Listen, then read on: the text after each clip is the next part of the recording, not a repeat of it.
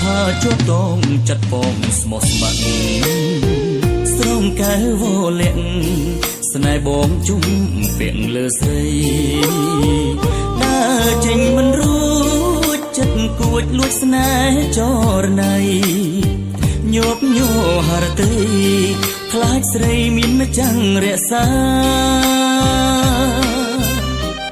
ការពេញក្រពុំខនំជាប់ប្រាន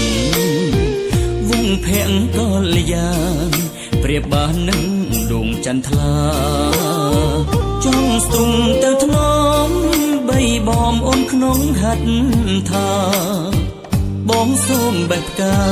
ថែរៀងសាមិនអោយស្រពោនហេតុអ្វី